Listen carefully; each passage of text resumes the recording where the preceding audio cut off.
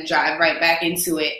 So, okay, we're live again on Facebook. We're live again on our Instagram. So, welcome to Au+hentiC, where it starts with A. And it ends with C. Awesome sauce. So, like Christian was saying, we're talking about Gun Violence Awareness Month. That's what June is. June is Gun Violence Awareness Month. So, just go back over your stats so we can get back into the conversation. Before I go into stats, let's talk fashion. What are you wearing today? So right now I'm wearing Stop Shooting, Start Living, which is an SOS branded shirt. So SOS is Save Our Streets. They represent Crown Heights, more so in the northern part of Crown Heights. Our catchment area is the southern part of Crown Heights. So like think about Evansville, Mega Evers area, Jack Robinson Playground. That's our catchment areas. And they represent the northern side of Crown Heights, and they also have a Bed-Stuy chapter, so they represent out of the mediation center, crimes mediation center, and we support them, they support us, and that's what I'm wearing for this start off. So orange is the color of gun violence awareness. So all month of June, try to wear as much orange as possible. So that's what the head wrap is all about as well. Absolutely. And what are you wearing?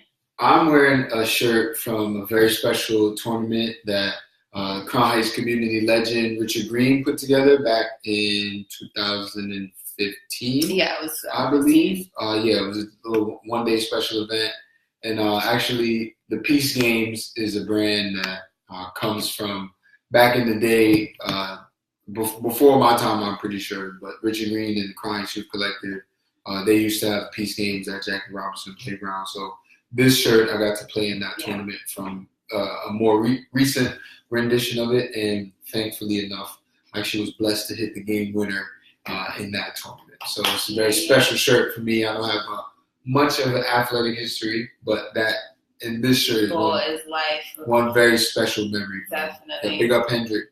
Definitely. Oh, you're pressing the wrong buttons. I know. Okay. All right now. Getting so excited. Definitely. All right, so let's get into some stats about gun violence and what's happening around the world. Okay. Well, specifically, we won't talk too much about the world because America struggles the most with this issue of gun violence. Far and away, more murders here than in other, more developed countries. On an average day, 96 people in this nation are killed by guns. In the average year, there's 13,000 murders by guns. And then for every person that's killed, there's an average of 2 more people that are injured by gun violence. One thing I actually was shocked to see is that about 2/3 of all of the deaths via gun violence are actually suicides. So when you think about that phrase, gun violence, you envision people shooting at and killing each other, but actually the vast majority of the issue is actually people committing suicide. That's interesting. Shout out to Ronnie Brown. We live in the color brown. So when we look at, by the way, these stats are available via Everytown, which is a national gun violence awareness sort of research group. They do a lot of great work. So they're everytownresearch.org, and you can find them on social media as well at Everytown. When we talk about the suicide issue, that brings us really back to the mental health awareness, what we talked about last week. Right. Yeah. So like what is going on in our orbit that is causing so many people, thousands and thousands of people to feel compelled to take their lives. And that also connects to the school shooting issue. That's true. That's been going on. Because it's like why are people being pushed to those decisions? You know what I'm saying? It's not like why is that an option? Why is suicide an option? Okay, what I want for lunch today, or what kind of clothes I want to wear. Is like people are asking themselves, like, "Yo, do I want to shoot up my school or not?" Or like, "Yo, do I?" That's a serious thing to think about. Them. Crazy. You go into school thinking, "This is what I want to do." Yeah, that's mind-boggling to me. I have some stats as well. This is from the gunviolencearchive.org. And this is all U.S.-based reports. For this year. For 2018, from January 2018 to right now, June 4th, 2018, they have these stats. So total number of incidents racks up to 24,520 as gun violence incidents. Total number of deaths is 6,033. Total number of injuries is 11,215. Total number of children killed or injured ages 0 to 11 is 269. Wow. That number bothered me. Right. Number of, all the numbers bother me, but then you see kids ages 0 to 11, it's like, number of teens ages 12 to 17 killed or injured is 1,119. Mass shootings around the U.S. is 111. Defense use. So that means that you was in a situation and you had to use your defense mechanisms in way of a gun, and that came up to 710. Unintentional shootings, meaning that you didn't have the intent to shoot, but you shot anyway, 718. And home invasions by way of gun violence is 863. And they did have numbers up there for police officers, but I don't feel like talking about police officers.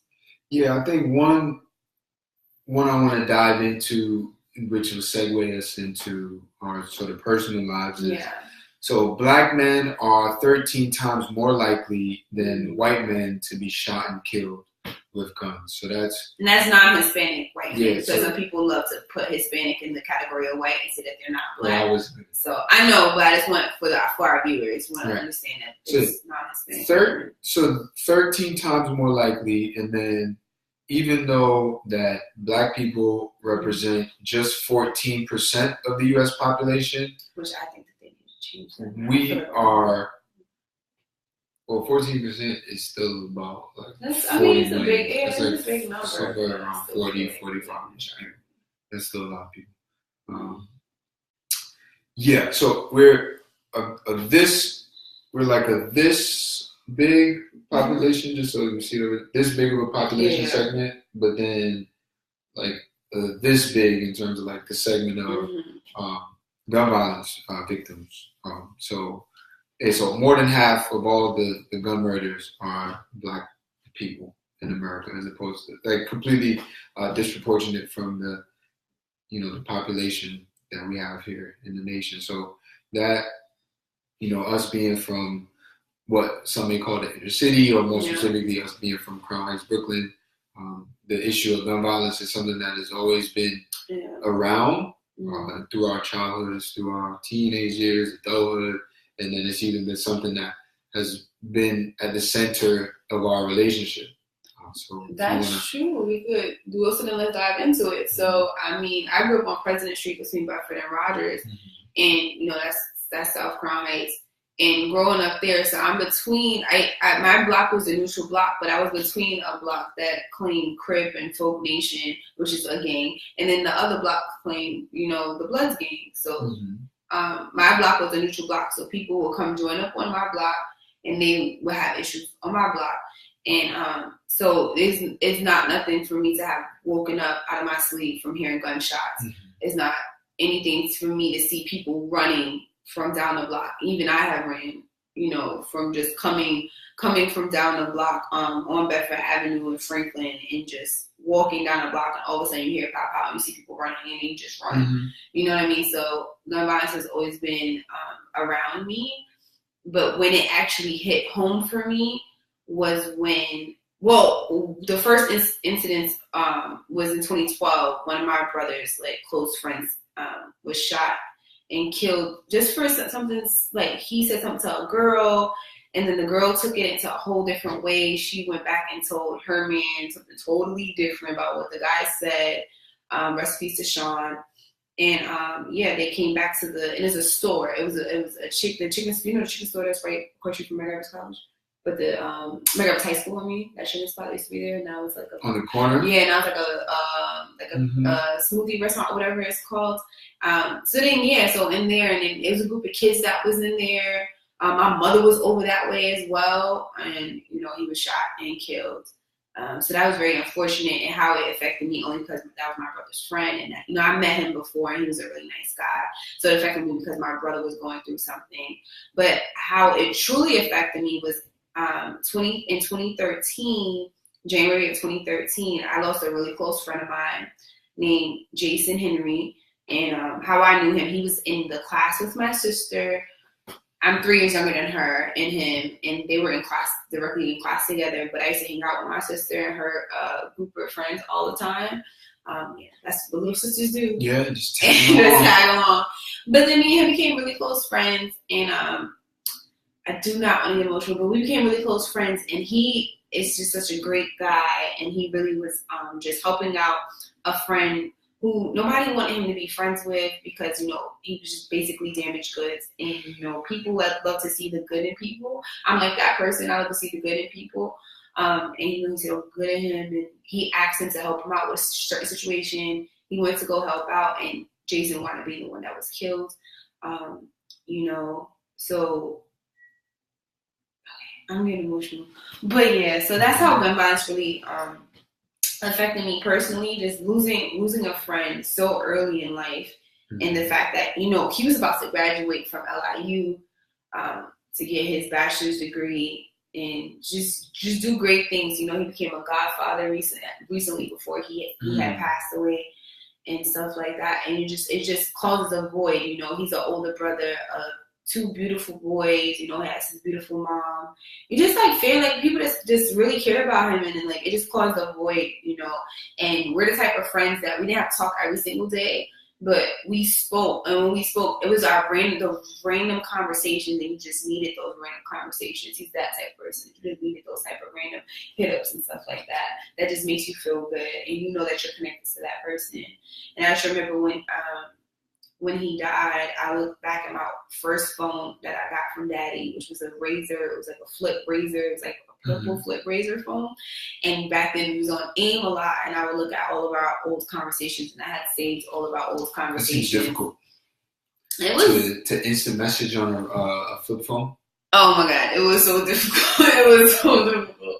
But I did it though, you know what I mean? So I look back at all of those old conversations. I look back at all of our Facebook comments back and forth to each other and stuff like that. And he's just a really good friend. You get what I'm saying?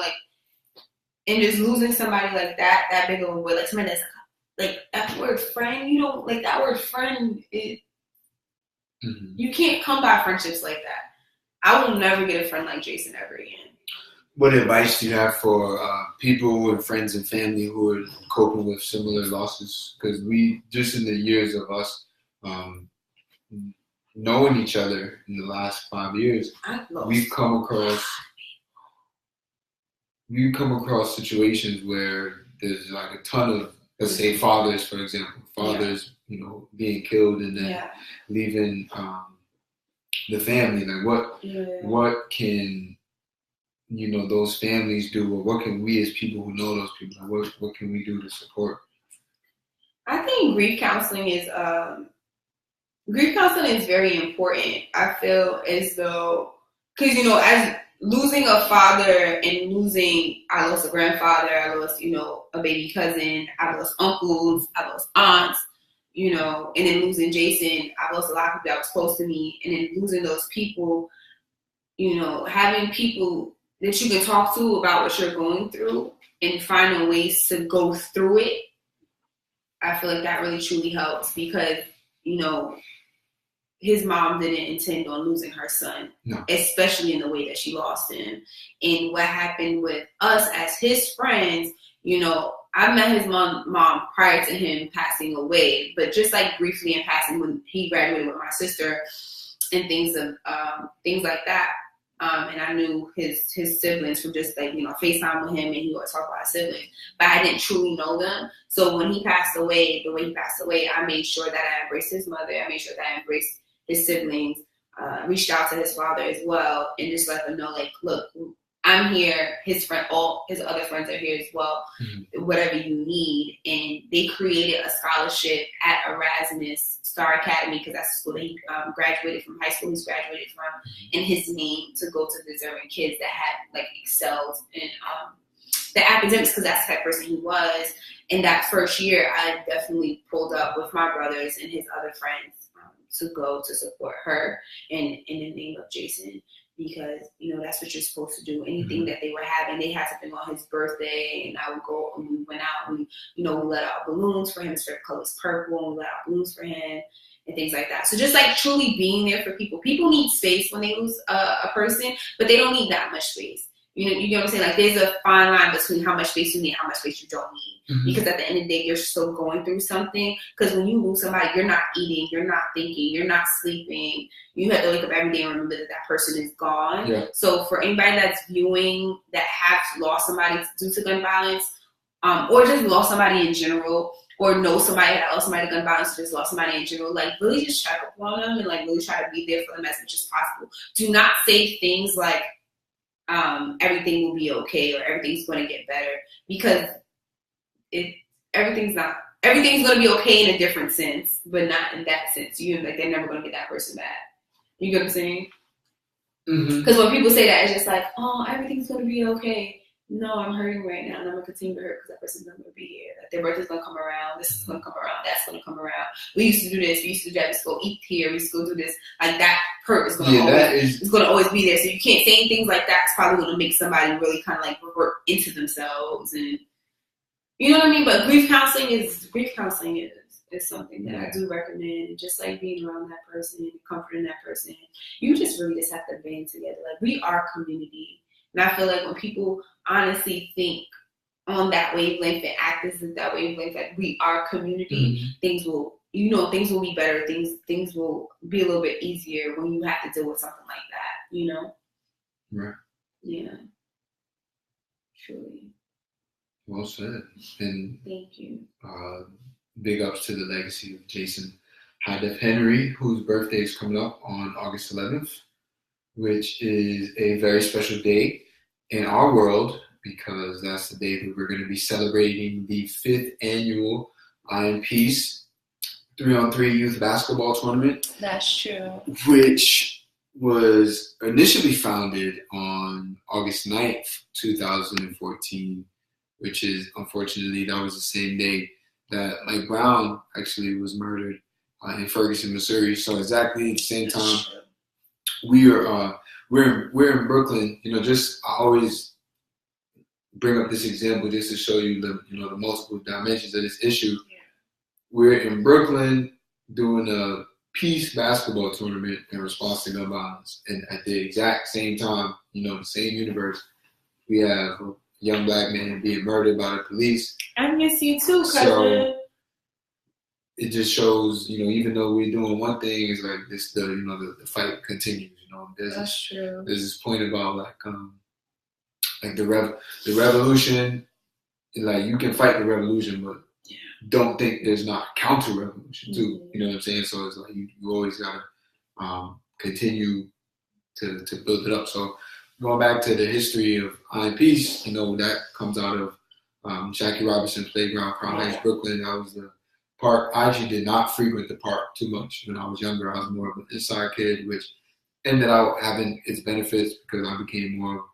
That's when I spent all this time, researching things, exploring life, video games, and art, and that made me who I was in that regard. And as an adult, I started becoming more of an athlete and being in the park and building relationships in that regard. Anika is actually the person in this. People will be shocked because the youth that we work with and people that see me like with as much passion that I have for the game of basketball, they would think that I was like, a super gym rat or whatever, but not the case at all. I always loved the sport, but via like NBA Live and 2K. Yeah. So eventually, like, basketball started becoming, it was huge, like, throughout my weight loss journey, and then much more, just being able to take all that passion I had stored for it and being able to go out and Jackie, just, commune with the local guys.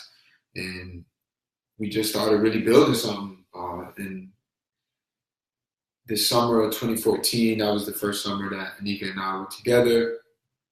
We were dealing with a lot of shootings. Like, one example, prior to the main day, July 17th, that I was in the park when the shooting took place. I was, so I'm from Evansville, and that is directly across the street from Jackie Robinson Playground.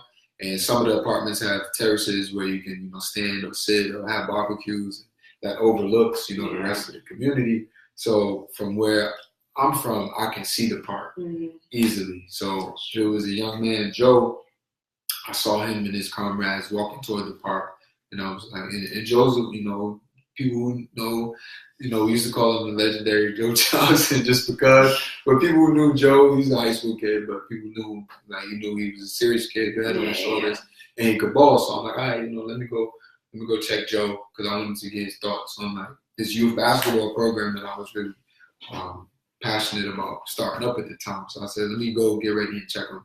And at the same time, I'm seeing a bit of a commotion happening a bit up the block. So before I could go outside, and I was getting dressed, really, it was a quick thing. It's not like I'm like washing or anything. It's like probably like 3 to 5 minutes. Yeah.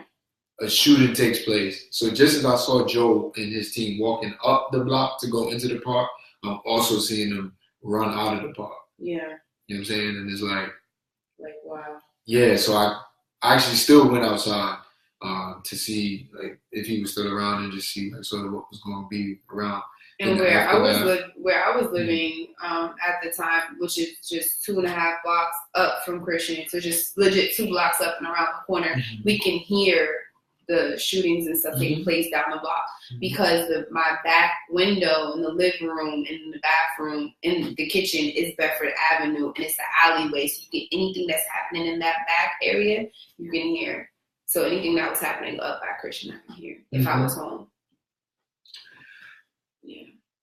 Yeah, no, all of these things have just given us a really thick skin of resiliency. I mean, it stems back to just being Black in America and going, when you think about how we've gotten this far, it's just, 400 years of tests, My cousin said she's sick of the shootings, that we're doing great things. That have tested us, so from that day, I was in the park playing ball. The shooting takes place. I'm there. I got to run for safety. The kids got to run for safety. We all have to just, you can think about the trauma and how it feels afterward, but in that moment, it's just like survival. You know what I mean? So afterward, we banded together, and then within the span of a few weeks, we had the Au+hentiC 3-on-3 youth basketball tournament for the first time.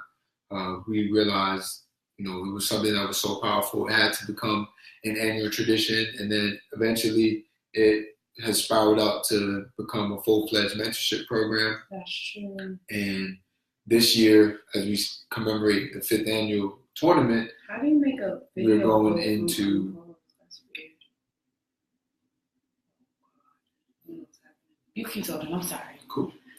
As we venture into our 5th annual tournament, we're also really passionate about opening up a community center. Yeah. Because initially we're like, okay, in 2014, this park is an unsafe space, so that means the solution to that is safe space, right? So we knew a perfect, counter to what was going on would be for us to build a community center. We feel really close to getting there because, at the time, you can't just, you can if you have the bankroll, but there's this concept called the lean startup, which is where basically you can have your huge business plan and your big idea, but you need to start. You know what I'm saying? So we started with just doing the community dinners, and then when Regents were coming out, we'll do test prep, and then we'll do trips to, Brooklyn Nets games and things like that. So, over these last, 4 years of doing this work, it's like we have seen the results of, our mentorship program, as well as, captured all of the ideas for how we're going to do this, at a large, serious scale for decades to come. So that community center is happening, You know, it is. I feel, it is. You know, it's a spiritual thing. We're very close to locking in and closing in on this deal. Mm-hmm. And I just pray and hope that, we have the community support, but I pray and hope that people that watch us as just a couple, because I feel like we do wear many hats, but I feel as though to the public we wear many hats. So you have Anika and Christian, who, are the Watermans, who are the couple. We wear A+C, and that's what our company is, one of our companies. And then you have Chris Wise, because his music name is Chris Wise. So then you have him. Yeah, you have him as Chris Wise, all capital letters, like you said. And then you have me as Mrs. Wise. So then that's in our music, content sphere. And then you have us as the executive director and director of development for IMP's Foundation, which is, our community and nonprofit efforts and our activism efforts. All of that is beneath that umbrella. And then you have Black Market Wears, which is our clothing line, our clothing company that we also do. So we wear many, and then you just have us as individuals. Anybody that just know me, that knows Anika, who she is, prior to being married, and the individual that I am, even though I am married and Christian as well. So like we wear many different hats. So I just pray that you don't just love us and like us for one thing. Try to see us as all things, and definitely try to support us in our IMP's efforts. That's really how I feel about it. It's just with this topic is very heavy and very deep. As you see, I got emotional earlier. It gets even more emotional when you think about Najee Baker, who's a young man from our community, Evansville, right there in our catchment area, who went away to school to play football. Great kid, and he gets shot on a different college campus at a party.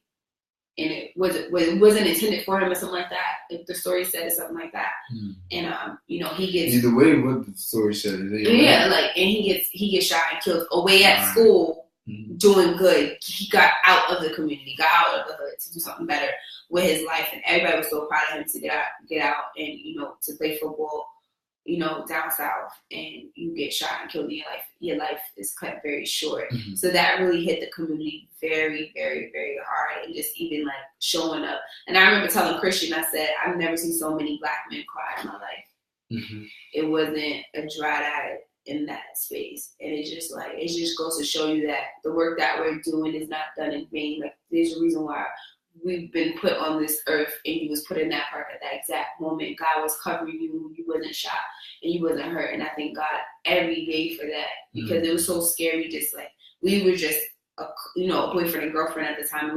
Our relationship was very new and very fresh, and for that to have happened, and then he calls me right away, and I'm just up the block, and it was just like, whoa, wait, what? Huh? Like that's not. That's not cool. And for us to come together and create something so beautiful, that is like means everything to me. The kids in the community mean everything to me. The young men, they are becoming young men, mean everything to me. And the type of work that we're doing means everything to me. So anytime somebody supports and sees what we're doing, acknowledges what we're doing, that means everything to us. It really does, and we truly appreciate everything.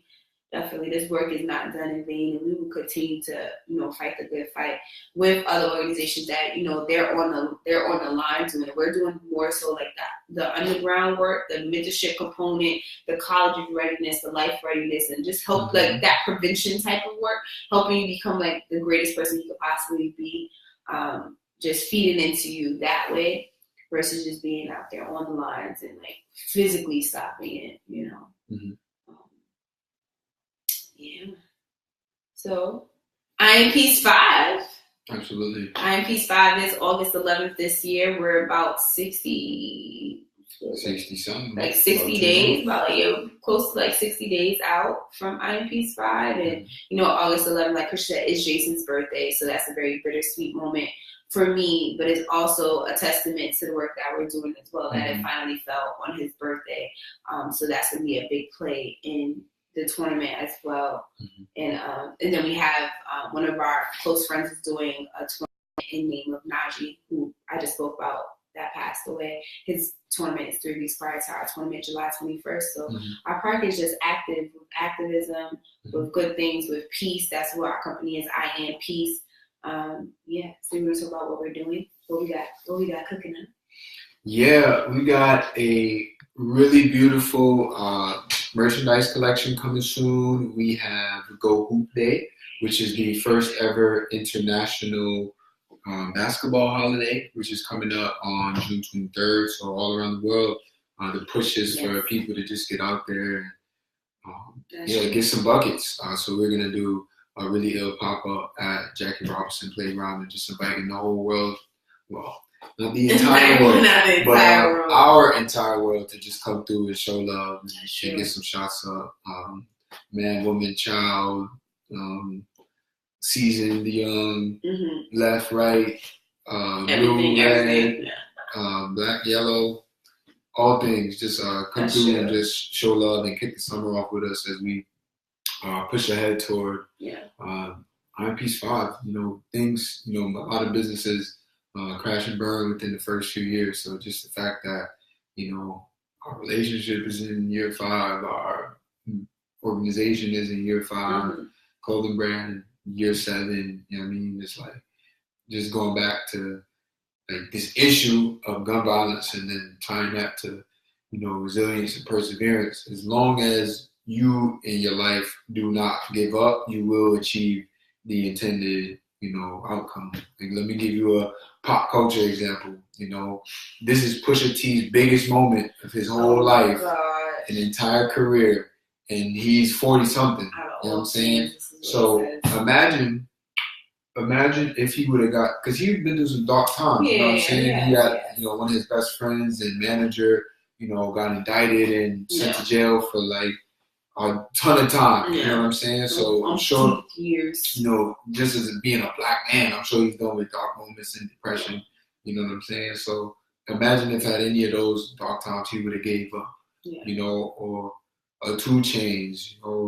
These people. Just give me pop culture examples of people who have done amazing things past the sort of expected time for them to be successful. Because when you think about music and celebrity, that seems like it's like a young person thing. You know what I'm saying? But really, there's no telling when your ultimate breakthrough is going to come.